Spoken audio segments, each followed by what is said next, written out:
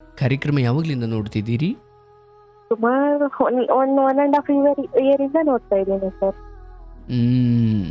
ಹೇಳುವ, ಏನಾದರೂ ಹಂಚ್ಕೊಳ್ಳೋದಿದೆಯಾ? ಖಂಡಿತ ಇದೆ ಸರ್, ಅದಕ್ಕೆ ಕಾಲ್ ಮಾಡಿದ್ದೆ ಸರ್. ಊಟ ಮಾಡಿದ್ರಾ? ಹಾ, ಊಟ ಆಯ್ತು, ನಿಮ್ದಾಯ್ತು ಸರ್? ಆಯ್ತವ. ಹಾ ಹೇಳು ತಾಯಿ. ಸರ್, ಏನಿಲ್ಲ, ನಮ್ದು ತುಂಬು ಕುಟುಂಬ ಅಂದ್ರೆ ನಾವು ಜಾಯಿಂಟ್ ಫ್ಯಾಮಿಲಿ ಇಲ್ಲ. ಅಪ್ಪ ಅಮ್ಮ ಇಲ್ಲ ನನಗೆ, ನನ್ನ ಗಂಡಂಗೂ ಅಪ್ಪ ಅಮ್ಮ ಇಲ್ಲ. ನಾನು ನಮ್ಮನೆಯವರು ಮಗ ಇದ್ದಾರೆ ಮನೆಯಲ್ಲಿ ಅಷ್ಟೇ. ಏನು ತುಂಬಾ ಚಿಕ್ಕ ವಯಸ್ಸಲ್ಲೇ ಅಪ್ಪ ಅಮ್ಮನ್ ಕಳ್ಕೊಂಡೆ. ನಮ್ಮನೆಯವರಿಗೂ ತುಂಬಾ ಚಿಕ್ಕ ವಯಸ್ಸಲ್ಲೇ ತಂದೆ ತಾಯಿ ಕಳ್ಕೊಂಡ್ವಿ. ಸೊ ತುಂಬಾ ಖುಷಿಯಾಗಿದ್ದೀವಿ. ಬಟ್ ಒಂದೇ ಒಂದ್ ತೊಂದ್ರೆ ಏನಂದ್ರೆ ನನ್ ಮಗನ್ಗೆ ಹೈಪರ್ನೆಸ್ ಅಂತ ಇರತ್ತಲ್ಲ ಸರ್, ಹೈಪರ್ ಆಕ್ಟಿವ್ನೆಸ್ ಅಂತ ಇರತ್ತೆ ಮಕ್ಕಳಲ್ಲಿ. ಒಂದ್ 100% ಅಲ್ಲಿ 5% ಮಕ್ಳಿಗೆ ಆತರ ಇರತ್ತಂತೆ ಸರ್. ಅದು ನಮಗೆ ತಿಳಿದಿರಾ ಗೊತ್ತಾಗ್ದಿರಾ ಯಾವತ್ತೋ ಒಂದ್ಸಲಿ ಗೊತ್ತಾಗಿ ತೋರಿಸಿ ಎಲ್ಲ ಮಾಡಿ ಟ್ರೀಟ್ಮೆಂಟ್ ಕೊಡಿಸ್ತಾ ಇದೀವಿ. ಎಷ್ಟು ಜನ ಮಕ್ಕಳು? ಒಬ್ನೇ ಮಗ ಸರ್. ಒಬ್ನೇ ಮಗ? ಹಾ, ಒಬ್ನೇ ಮಗ. ಬಟ್ ಅವನ್ಗೆ ನಾನು ತುಂಬಾ ನೋವು ಕೊಟ್ಬಿಟ್ಟಿದೀನಿ, ಚೆನ್ನಾಗಿ ಹೊಡೆದ್ಬಿಟ್ಟಿದೀನಿ. ತುಂಬಾ ಮಾನಸಿಕ ಹಿಂಸೆ ಅಂತಾರಲ್ಲ ಆ ತರ ನೋವು ಮಾಡಿದೀನಿ. ಕಾಲಲ್ಲೆಲ್ಲ ಹೊಡೆದಿದೀನಿ, ಸುಟ್ಟಿದೀನಿ, ಎಲ್ಲಾ ಮಾಡಿದೀನಿ ಅವನಿಗೆ. ಈ ತರ ಎಲ್ಲ. ಅಂದ್ರೆ ಎಷ್ಟು ವರ್ಷ ಮಗನಿಗೆ? ಮಗನಿಗೆ 8 ವರ್ಷ ಸರ್. ಅಂದ್ರೆ ಆತನೊಂದಿಗೆ ನಾನು ಹೀಗೆಲ್ಲ ಸ್ವಲ್ಪ ಅಮಾನವೀಯವಾಗಿ ನಡ್ಕೊಂಡಿದ್ದೀನಿ ಅನ್ನೋ ಪಶ್ಚಾತ್ತಾಪ? ಹಾ, ಹೌದು, ತುಂಬಾ ಪಶ್ಚಾತ್ತಾಪ ಇದೆ. ಯಾವ ಕಾರಣಕ್ಕೆ ಹಾಗೆಲ್ಲ ನಡ್ಕೊಂಡು? ಅದೇ ಈ ತರ ಮಾಡ್ತಾನೆ. ಎಲ್ಲಾರು ಕರ್ಕೊಂಡು ಹೋದ್ರೆ ಚೀತು ಅಂತಾರೆ ನನ್ನನ್ನ.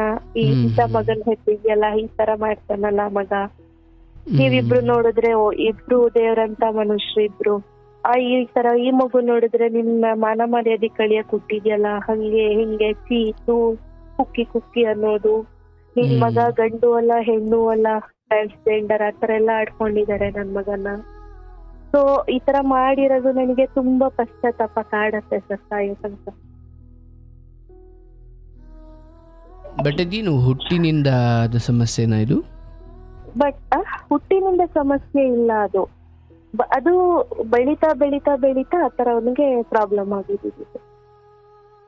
ಅರ್ಥಾತ್ ಬುದ್ಧಿಮಾಂದ್ಯತೆ ಮಾತ್ರನಾ ಅಥವಾ ಬೇರೆ ಏನು? ಇಲ್ಲ, ಬುದ್ಧಿಮಾಂದ್ಯತೆ ಆತರ ಎಲ್ಲ ಏನಿಲ್ಲ, ಚೆನ್ನಾಗಿದ್ದಾನೆ. ಮತ್ ಸಮಸ್ಯೆ ಏನು? ಹೈಪರ್ ಆಕ್ಟಿವ್ ಅನ್ನೋದೇ ಸಮಸ್ಯೆನಾ? ಹಾ, ಹೈಪರ್ ಆಕ್ಟಿವ್ ಸಮಸ್ಯೆ ಅಂತಂದ್ರೆ ಅದು ನಾವು ಟ್ಯಾಬ್ಲೆಟ್ ಕೊಡ್ತಾನೆ ಇರ್ಬೇಕು ಸರ್. ಅದು ಕೊಡದೇ ಇದ್ರೆ ಅವನಿಗೆ ಕಂಟ್ರೋಲ್ ಸ್ಥಿಮಿತದಲ್ಲಿ ಇರೋದಿಲ್ಲ, ಸಮತೋಲನ ಮಟ್ಟ ಇರೋದಿಲ್ಲ ಅವನಿಗೆ ಮೆದುಳಲ್ಲಿ. ಅಂದ್ರೆ ನಡವಳಿಕೆಯಲ್ಲಿ ಏನು ವ್ಯತ್ಯಾಸ ಬರುತ್ತೆ ಆ ಸಮಯದಲ್ಲಿ?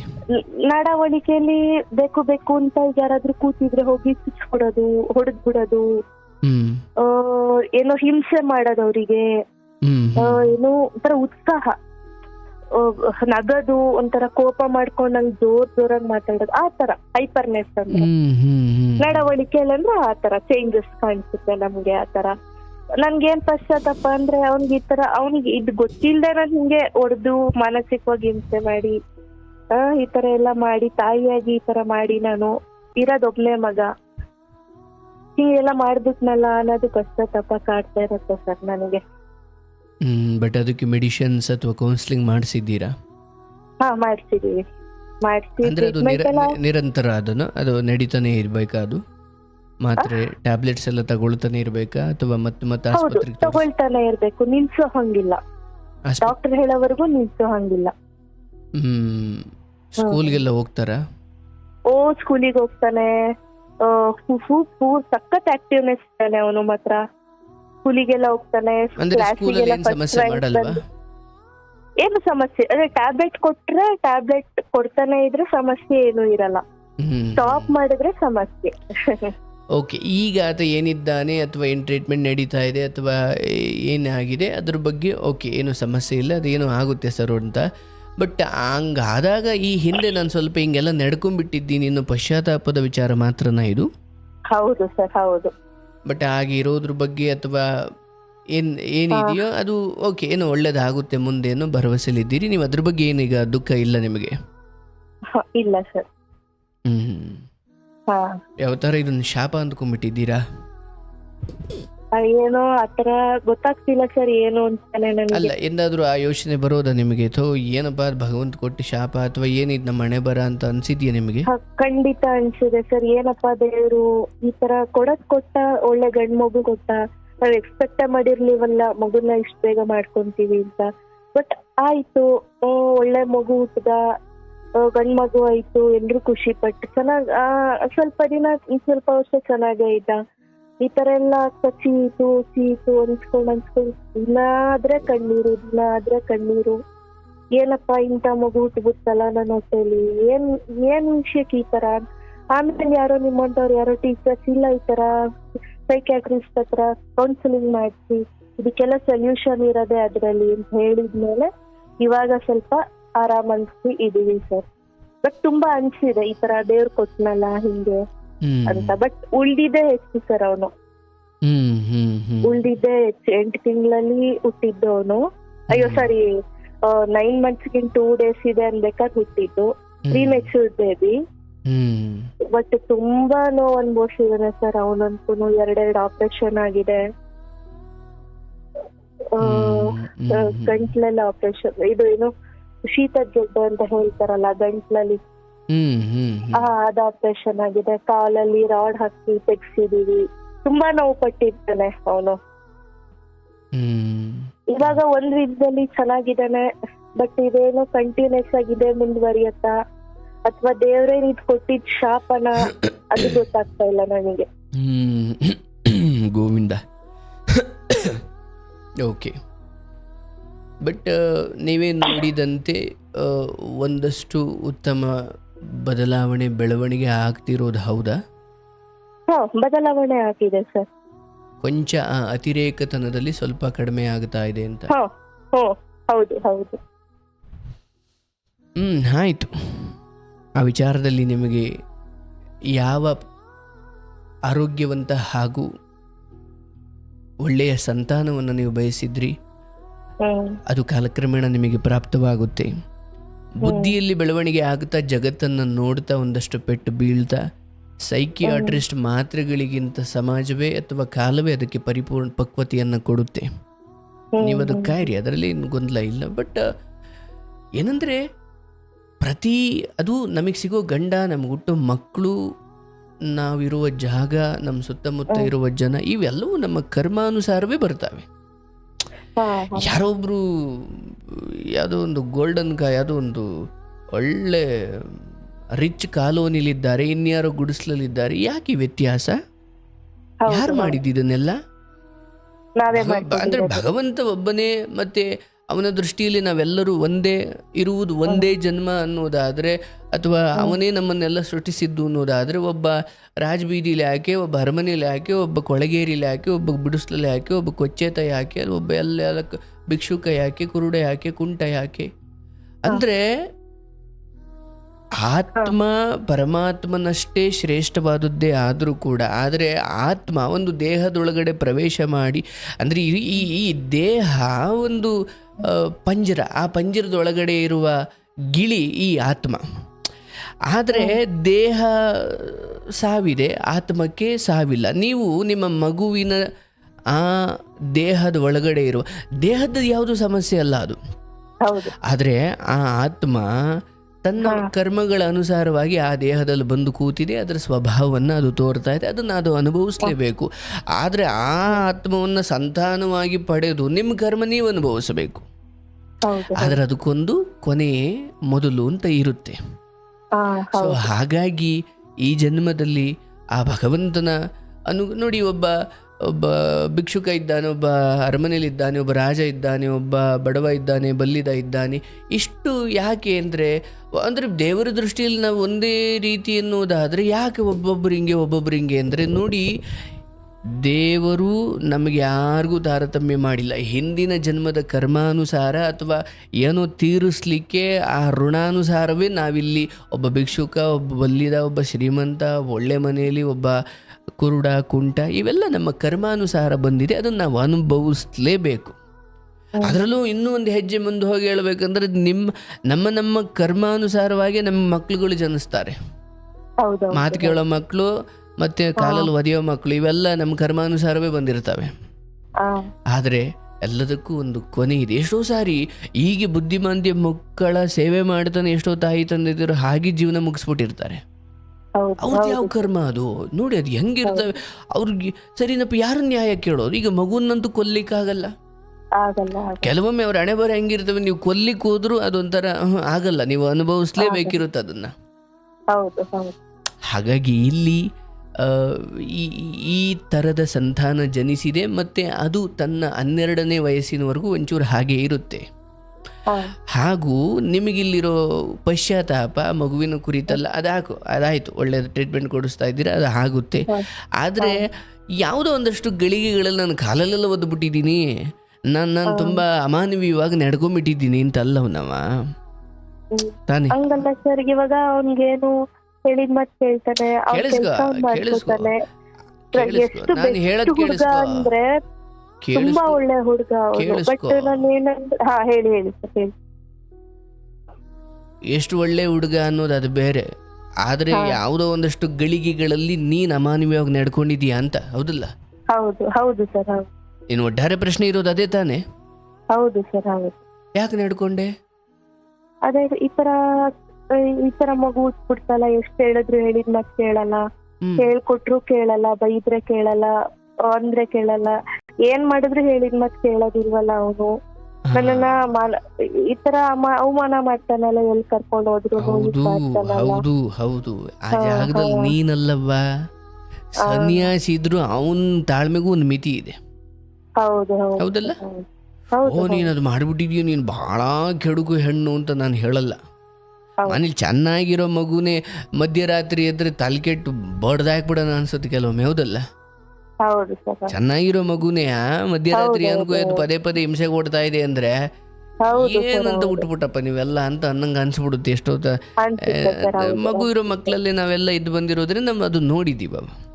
ಆದ್ರೆ ಇಂಥ ಮಗುವನ್ನ ಸಹನೆ ಮಾಡಬೇಕು, ಇಂಥ ಮಗುವನ್ನ ನಿಯಂತ್ರಿಸಬೇಕು ಅಂದಾಗ ಪಾಪ ನಿಮ್ಮಿಂದ ಕೆಲವೊಮ್ಮೆ ಆ ಥರದ ಅತಿರೇಕ ಶಿಕ್ಷೆಗಳು ತಪ್ಪುಗಳು ಆಗಿರ್ಬೋದು. ಆದ್ರೆ ಅದು ಪರಿಸ್ಥಿತಿ ಅನುಗುಣವಾಗಿ ನೀವು ಅದಕ್ಕೆ ರಿಯಾಕ್ಟ್ ಮಾಡಿದ್ದೀರಾ, ಅದಕ್ಕೆ ಯಾವುದೇ ಪಾಪದ ಲೇಪನವಿಲ್ಲವ. ಅದಕ್ಕೆ ಈಗ ಆಯ್ತು, ನಿನ್ಗೆ ಹಂಗೂ ಅನ್ಸೋದಾದ್ರೆ ಇನ್ನು ಮುಂದೆ ಆ ಮಗುವಿನ ವಿಚಾರದಲ್ಲಿ ಹಾಗೆ ನಡ್ಕೊಳ್ಳದೆ ಅದು ಸರಿ ಹೋಗೋ ಕಾಲದವರೆಗೂ ನೀವು ಅದನ್ನ ಭಗವಂತ ಕೊಟ್ಟ ನನ್ನ ಪಾಲಿನ ಕರ್ಮ, ನಾನು ಇದನ್ನು ಚೆನ್ನಾಗಿಯೇ ನಿಭಾಯಿಸಬೇಕು. ಇದನ್ನು ನಿಭಾಯಿಸುವ ನಿಟ್ಟಿನಲ್ಲಿ ನೀನು ಮತ್ತಷ್ಟು ಪಾಪಗಳು ಮಾಡ್ತಾ ಹೋದ್ರೆ ಮತ್ತಿದನ್ನು ಮುಂದೆಲ್ಲ ಅದನ್ನೇ ಮತ್ತೆ ಅನುಭವಿಸ್ಬೇಕಾಗುತ್ತೆ. ಅಂದ್ರೆ ನಿಮಗೆ ಇಂಥದ್ದೊಂದು ಸಂತಾನ ಕೊಡೋದು ಅದು ನಿಮಗೆ ಕೊಟ್ಟ ಪರೀಕ್ಷೆ. ಆದ್ರೆ ನಿಮಗೆ ಇದೊಂದು ಪರೀಕ್ಷೆ ಅಂತ ನಿಮಗೆ ಆ ಭಗವಂತನ ಉದ್ದೇಶ ನಿಮ್ಗೆ ಅರ್ಥವಾಗದೆ ಇದನ್ನ ನೀವು ಹೆಂಗ್ ಬೇಕಂಗ ಅಮಾನವೀಯವಾಗಿ ನಿಭಾಯಿಸೋದಾದ್ರೆ ಮತ್ತೆ ಇಲ್ಲೊಂದಷ್ಟು ಪಾಪಗಳೇ ಆಗ್ತಾವ. ಮತ್ತೆ ಯಾವುದೋ ಪಾಪಕ್ಕೆ ಮತ್ತೆ ನಾವು ಹಿಂಗಿಲ್ಲ, ಇಲ್ಲಿ ನಮಗೆ ಈ ಶಿಕ್ಷೆ ಸಿಕ್ಕಿರೋದಾದ್ರೆ ಮತ್ತೆ ಇಲ್ಲೂ ಅದನ್ನೇ ಮಾಡಿ ಮತ್ತೆ ಮುಂದೆ ನೀವು ಅದನ್ನೇ ಅನುಭವಿಸ್ಬೇಕಾಗುತ್ತೆ. ಈಗ ಈ ಥರದ ಒಂದು ಸಂತಾನವನ್ನು ನಿಮ್ಮ ಮನೆಯಲ್ಲಿ ನಿನ್ನ ಹೊಟ್ಟೆಯಲ್ಲಿ ಜನಿಸಿ ಅದಕ್ಕೆ ನಿಮಗೊಂದು ಪರೀಕ್ಷೆ ಕೊಟ್ಟಾಗ ಭಗವಂತ ಇದು ನಿನ್ನ ಇಚ್ಛೆನಪ್ಪ. ಈಗ ಜನ ಏನೋ ಅಂತಾರೆ, ಹೆಂಗಂತಾರೆ ಹಂಗಂತಾರೆ ಅಂದ್ಕೊಂಡು ಒಬ್ಬ ತಾಯಿಯಾಗಿ ನಿನ್ನ ಮೂಲ ಗುಣವನ್ನು ನೀನು ಬಿಡಂಗಿಲ್ಲವ್ವ. ನಾನು ಸಂಬಂಧಿಕರು ಪ್ರೋಗ್ರಾಮ್ಗಳಿಗೆ ಹೋಗೋದು ನಿಲ್ಲಿಸ್ತೀನಿ ಹೊರತು ನನ್ನ ಕರ್ತವ್ಯ ನಾನು ಮಾಡೋದು ಬಿಡಲ್ಲ. ಜನ ಹೆಂಗಂತಾರೆ ಹಂಗಂತಾರೆ, ಅಪಶಕುನ ಅಂತಾರೆ, ಇದು ಗಂಡು ಅಲ್ಲ ಹೆಣ್ಣು ಅಲ್ಲ ಅಂತಾರೆ, ಹೆಂಗಂತಾರೆ ಹಿಂಗಂತಾರೆ. ಯಾರಿಗೂ ಗೊತ್ತವ್ವ, ಇದೇ ಮಗು ಮಹಾನುಭಾವ ಆಗ್ಬಹುದು, ಗೊತ್ತಿಲ್ಲ. ಯಾವುದನ್ನು ನಿರ್ಧರಿಸ್ಲಿಕ್ಕೆ ಆಗುವುದಿಲ್ಲ. ಹಾಗಾಗಿ ಕುರುಡೋ ಕುಂಟೋ ಒಳ್ಳೇದೋ ಕೆಟ್ಟದ್ದೋ ಕಪ್ಪುದೋ ಬಿಳುಪುದೋ ನನ್ನ ಪಾಲಿಗೆ ಬಂದಿದ್ದೆ, ಅದನ್ನು ನಾನು ನಿಭಾಯಿಸ್ತೀನಿ. ಆ್ಯಂಡ್ ನನ್ನ ಪ್ರಕಾರ ಇದು ಹೀಗೆ ಉಳಿಯುವಂಥದ್ದು ಸಮಸ್ಯೆ ಅಲ್ಲ. ಅದು ಆತನ 12 ಆಗುತ್ತೆ. ಬಟ್ ನೀವು ಸ್ವಲ್ಪ ಇನ್ನು ನಿಮ್ಮ ಬುದ್ಧಿಯಲ್ಲಿ ಸ್ಥಿಮಿತತೆ ತಗೊಂಡು ಅಂಥ ಪರಿಸ್ಥಿತಿ ಎಂಥದ್ದೇ ಬರಲಿ, ವಾಟ್ ಎವರ್ ಇಟ್ ಈಸ್, ಅದು ಎಂಥದ್ದೇ ಪರಿಸ್ಥಿತಿ ಇರಲಿ, ನಾನು ಅಮಾನವೀಯವಾಗಿ ನಡ್ಕೊಳ್ಳಲ್ಲ. ಯಾಕಂದ್ರೆ ಇಲ್ಲ ಸರ್ ನನ್ನ ಉದ್ದೇಶ ನಂದು ಅದು ಇರಲಿಲ್ಲ ಸರ್ ಅಂತ ಪ್ರತಿ ಸಾರಿ ಅಂದ್ಕೊಂಡು ನಾನು ಪ್ರತಿ ಸಾರಿ ಅದನ್ನೇ ಮಾಡಬಾರ್ದು. ಹೌದು ಈ ಹಿಂದೆ ಏನು ಮಾಡಿದ್ರಿ ಅದು ನಿಮಗೆ ಉದ್ದೇಶ ಇರಲಿಲ್ಲ, ಪಾಪ ಇವತ್ತು ಬಂದು ನೀವು ಪಶ್ಚಾತ್ತಾಪ ಪಡ್ತಾ ಇದ್ದೀರಿ. ಬಟ್ ಮುಂದೆ ನಾನು ಹಂಗೆ ಅಂದ್ಕೊಂಡು ಸುಮ್ಮನೆ ಅದೇ ತಪ್ಪು ಮಾಡ್ತಾ ಇರೋದಾದರೆ ಅದು ಕ್ಷಮೆ ಇಲ್ಲ. ಹಾ ಹೌದು ಹಂಗೆ ಆಗಬಾರ್ದು. ಯಾಕಂದ್ರೆ ನನ್ನ ಪ್ರಕಾರ ಇವತ್ತೇನು ಮಗು ಹಿಂಗಿದೆ ಅಂತ ನಿಮಗೇನು ದುಃಖ ಆಗ್ತಿದೆ ಅಥವಾ ಏನೋ ಒಂಚೂರು ಬೇಜಾರಿದೆ ಅನ್ನೋದಾದರೆ, ಆದರೆ ಈ ಕೋಪದಲ್ಲಿ ನೀವೇನೋ ಹೊಡೆದ ಆ ಮಗುವಿಗೆ ಏನೋ ಎಡವಟ್ಟಾಗಿ ಶಾಶ್ವತವಾಗಿ ಅದು ಒಂಟೆ ಹೋಯ್ತು, ಅಂಗವಿಕಲ ಆಯಿತು ಅಂದಾಗ ಅದನ್ನು ಜೀವನ ಪೂರ್ತಿ ನೀನು ಪಶ್ಚಾತ್ತಾಪ ಪಡೋದಿದೆಯಲ್ಲ, ಅದು ಈ ನೋವಿಗಿಂತ ದೊಡ್ಡ ನೋವು ಅದು.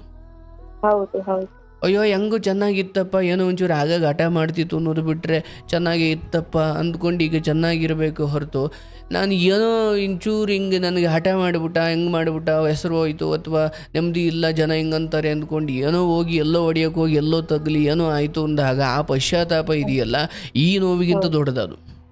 ಹೌದು ಹೌದು ಅದಕ್ಕೆ ಯಾವ ಪರಿಹಾರ ಮಾರ್ಗವೇ ಇಲ್ಲ, ಹಂಗಾಗ್ಬಿಡುತ್ತೆ ಕತೆ. ಸೊ ಯಾವುದು ಒಂದು ಆತ್ಮ ತನ್ನ ಈ ದೇಹ ಹೊತ್ತು ನಿನ್ನ ಹೊಟ್ಟೆಯಲ್ಲಿ ಹುಟ್ಟಿ ನಿನ್ನ ಮನೆಯಲ್ಲಿ ಬಂದಿದೆ, ಅದಕ್ಕೂ ಒಂದು ಎಂಡ್ ಅಂತ ಇರುತ್ತೆ. ಅದು ಹಾಗೆ ಅದು ಸರಿ ಹೋಗುತ್ತೆ, ಒಂದೊಂದು ಜೀವನ ಆಗುತ್ತೆ, ಅಲ್ಲೊಂದು ಎಂಡ್ ಅಂತ ಇರುತ್ತೆ. ಅಲ್ಲಿವರೆಗೂ ನೀವು ತಲೆ ಮೇಲೆ ಕಲ್ಲೆತ್ತು ಹಾಕಿದ್ರು ಅದು ಸಾಯಲ್ಲ. ಹೌದು ಹಾಗಾಗಿ ಭಗವಂತನ ಪ್ರತಿ ನಿರ್ಣಯಗಳನ್ನು, ಸೃಷ್ಟಿಗಳನ್ನು ನಾವು ಗೌರವಿಸಬೇಕು. ಏನೋ ಒಂದು ಇಲ್ಲದೆ ಯಾವುದೂ ಇಲ್ಲಿ ಹುಟ್ಟಲ್ಲವ, ಏನೋ ಒಂದು ನೆಪ ಇರುತ್ತೆ. ಯಾಕಂದ್ರೆ ನಿಮ್ಮ ಕರ್ಮ ನೀವು ಕಳಿಬೇಕಿರುತ್ತೆ. ಬಟ್ ಒಂದು ಸಂಕಲ್ಪ ಮಾಡಿ, ನಾನು ಯಾವುದೇ ಕಾರಣಕ್ಕೂ ಕಾಲಲ್ಲಿ ಒರೆಯೋದು ಅಥವಾ ತೀರಾ ಇದನ್ನು ಮಾಡೋದು ಮಾಡಲ್ಲ. ಯಾಕಂದರೆ ನನಗೆ ನಿಮ್ಮ ಕರ್ಮಗಳ ದೃಷ್ಟಿಯಿಂದಲೂ ಕೂಡ ಬಂದಿದ್ದೀರಿ, ಇಷ್ಟೆಲ್ಲ ಪಾಪ ಮಗುನ ಇಟ್ಕೊಂಡು ಒದ್ದಾಡ್ತಾ ಇದ್ದೀರಿ. ಈ ಮಧ್ಯೆ ನಿಮಗೆ ತಿಳಿಯದೆ ಮತ್ತೊಂದಷ್ಟು ಪಾಪಗಳಾಗಿ ಮತ್ತೆಲ್ಲೂ ಅದನ್ನು ಅನುಭವಿಸ್ಲಿಕ್ಕೆ ಮತ್ತು ನೀವು ನರಕ ಅನುಭವಿಸೋದು ಬೇಡ ಅಂತ. ಹಾಗಾಗಿ ನಿಮ್ಮ ಪ್ರತಿ ರಿಯಾಕ್ಷನ್ ಸಮಯಗಳಲ್ಲಿ ಎಚ್ಚರದಿಂದ ಇರಿ. ಯಾಕಂದರೆ ಅವು ಮಾತ್ರ ನಿಮ್ಮ ಕರ್ಮವನ್ನು ಪಾಪ ಅಥವಾ ಪುಣ್ಯವಾಗಿ ವಿಂಗಡಿಸ್ತವೆ. ಹಾಗಾಗಿ ಇದು ನನ್ನ ಪಾಲಿಗೆ ಬಂದಿರುವ ಕರ್ತವ್ಯ ಹಾಗೂ ಪರೀಕ್ಷೆ. ನಾವೆಲ್ಲ ಸಿನಿಮಾಗಳಲ್ಲಿ ಕೆಲವೊಂದನ್ನು ನೋಡಿದ್ದೀವಿ. ಎಂಥ ಯಾರೋ ಗಂಡ ಹೆಂಡತಿ ಇರ್ತಾರೆ, ಒಬ್ಬ ದೇವರೇ ಒಬ್ಬ ಋಷಿಯ ವೇಷದಲ್ಲಿ ಬಂದು ನನಗೆ ನಿಮ್ಮ ಮಗನ ಮಾಂಸದ ಊಟ ಮಾಡಿ ಬಡಿಸಿ ಅಂತ ಹೇಳ್ತಾನೆ. ಎಂತಹ ಭಕ್ತರು ಅಂದರೆ, ಇದು ದೇವರು ನಮಗೆ ಕೊಟ್ಟ ಪರೀಕ್ಷೆ ಅಂದ್ಕೊಂಡು ಆ ಮಗುವನ್ನೇ ಪೀಸ್ ಮಾಡಿ ಅವರಿಗೆ ಊಟ ಮಾಡಿ ಬಡಿಸ್ತಾರೆ. ಅಂದರೆ ದೇವರನ್ನು ಮೆಚ್ಚಿಸ್ಲಿಕ್ಕೆ ಅಯ್ಯೋ ಇದು ನಮಗೆ ಬಂದ ಪರೀಕ್ಷೆ ಅಂದ್ಕೊಂಡು ತನ್ನ ಮಗುವನ್ನೇ ಮಾಂಸದ ಸಾರು ಮಾಡಿ ದೇವರಿಗೆ ಬಡಿಸಿದ್ದು. ಅಂದರೆ ಅದು ಅದಾದ ನಂತರ ಮಗು ಅಲ್ಲೇ ಬದುಕಿರುತ್ತೆ, ಅದು ಪವಾಡ ನಡೆಯುತ್ತೆ, ಅದು ಬೇರೆ. ಅಂದರೆ ಒಟ್ಟಾರೆಯಾಗಿ ಏನು ಹೇಳ್ತಿದೆ ಅಂದರೆ, ಅವನು ನಿಮಗೆ ಈ ಮೂಲಕ ಒಂದು ಪರೀಕ್ಷೆ ಒಡ್ಡಿದ್ದಾನೆ. ಆದರೆ ಅವನೇ ನಿಮ್ಮ ಮಗುವಿನ ರೂಪದಲ್ಲಿ ಬಂದಿರ್ಬೋದು, ಯಾರಿಗೆ ಗೊತ್ತು. ಅದು ಹೆಂಗೆ ಆಗ್ಬಿಡುತ್ತೆ, ನೀವು ಡೆಪ್ತಾಗಿ ಹೋದಾಗ ಅಯ್ಯೋ ಇದಕ್ಕೆ ನಾನು ಒದ್ದುಬಿಟ್ನಾ ಅಂತ ಅನ್ಸ್ಬಿಡ್ಬಾರ್ದು. ಹೌದು, ಹಂಗೆ ಅನ್ಸುತ್ತೆ, ತುಂಬಾ ಪಶ್ಚಾತ್ತಾಪ ಆಗತ್ತೆ ಸರ್. ಹಾಗಾಗಿ ಇದನ್ನ ಭಾರ ಹಿಂಸೆ ಅಂದ್ಕೊಳ್ಳೋದ್ರ ಬದಲು, ಈ ಜಗತ್ತಲ್ಲಿ ಒಬ್ಬೊಬ್ರಿಗೆ ಹಿಂಸೆನವ, ನಿಮ್ಮಂಗೆ ಕಂಡ್ರೆ ಇನ್ಯಾರಿಗೋ ಹಿಂಸೆ. ಅದು ಇದ್ದಿದ್ದೆ ಬೇರೆ ಬೇರೆ ರೂಪದಲ್ಲಿ ಅನ್ನೋದು ಬಿಟ್ಟರೆ ಎಲ್ಲರೂ ನಮಗೆ ಇಷ್ಟ ಅಥವಾ ಎಲ್ಲರಿಗೂ ನಾವಿಷ್ಟ ಅನ್ನೋದೆಲ್ಲ ಸುಳ್ಳು. ನಿಮ್ಮ ನೆಂಟರ ಮಲ್ಲೆ ಹೋಗಿ ಒಂದು ವಾರದ ಮೇಲೆ ಇರಿ. ಮೊದಲನೇ ದಿವಸ ಹೋದಾಗ ಇದೇಳಿ ತಿಂಡಿ ತಿನ್ನಿ, ಇದೇಳಿ ತಿನ್ನಿ. 2ನೇ ದಿವಸಲೂ ಹಂಗೆ, 3ನೇ ದಿವಸಲೂ ಹಂಗೆ, 4-5 ದಿವಸ ಹೋದ್ಮೇಲೆ ಇಲ್ಲ ಕೂತ್ಕೊಳ್ಳಿ ಒಂಚೂರು ಇನ್ನೂ ತಿಂಡಿ ಆಗ್ಬೇಕು ಅಂತಾರೆ. ಹಂಗೆ ಯಾವುದಾದ್ರೂ ಅಷ್ಟೇ, ಮನೆಗೆ ತಂದು ಮೀನು ಮನೆಗೆ ಬಂದು ನೆಂಟರು 3 ದಿವಸ ಆದ್ಮೇಲೆ ವಾಸನೆ ಹೊಡೆಯೋಕೆ ಶುರು ಮಾಡ್ತಾರೆ ಅಲ್ವಾ?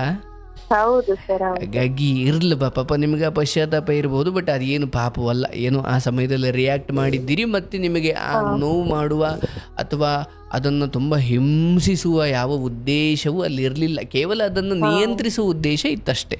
ಹೌದು, ನಿಯಂತ್ರಿಸುವ ಉದ್ದೇಶ ಅಷ್ಟೇ ಇದ್ದಿದ್ದು ಸರ್. ಹಾಗಾಗಿ ಅದಕ್ಕೆ ಪಾಪದಲ್ಲಿ ಮಗುನ ಹೆಂಗ್ ಉಳಿಸ್ಕೊಂಡಿದೀನಿ ಅಂದ್ರೆ, ನನ್ ಮಡ್ಲಲ್ಲಿ ನನ್ ಕಂಡ್ರತ್ತಲ್ಲಿ ಒಂದ್ ಚೂರು ಹಿಂಗ್ ಕಣ್ ಉಜ್ಜಿದ್ರೆ ಹೆಂಗ್ ಉರಿ ಆಗತ್ತೋ ಅಷ್ಟು ನನ್ ಕಂಡ್ರತ್ತಲ್ಲಿ ಹಿಂಗ್ ಮಿಟ್ಕಿಸಿದ್ರೆ ಹೆಂಗ್ ಆ ಮಗುಗೆ ಹೆಂಗ್ ನೋವು ಆಗ್ಬಾರ್ದು ಅಷ್ಟು ಕಣ್ಣಲ್ಲಿ ಕಣ್ಣಿಗೆ ನೋಡ್ಕೊಂತೀನಿ ಸರ್ ಮಗುನ ಮಾತ್ರ. ಹೌದವ ನೀನು. ಬಟ್ ಆದ್ರೂ ದೇವ್ರು ಈ ತರ ಹೆಂಗ್ ಕೊಟ್ಬಿಟ್ನಲ್ಲ, ಏನ್ ಮಾಡೋದು, ನಾವು ಪಡ್ಕೊಂಡ್ಬಂದಿರೋ ಕರ್ಮ ಅಷ್ಟೇ ಅಲ್ವಾ. ಇಲ್ಲ ತಾಯಿ, ನಾನು ಹೇಳ್ದಂಗೆ ನೀನೇ ಫೋನ್ ಮಾಡಿ ಹೇಳಿದೆ, ಅದು ಸರಿ ಹೋಗುತ್ತೆ, ಅದರಲ್ಲಿ ಯಾವುದೇ ಸಮಸ್ಯೆ ಅಥವಾ ಅದರಲ್ಲಿ ಯಾವುದೇ ಅನುಮಾನ ಬೇಡ. ಸ್ವಲ್ಪ ಸಮಯ ತಗೊಳುತ್ತೆ, ತಾಳ್ಮೆ ಇರಲಿ ಅಷ್ಟೇ.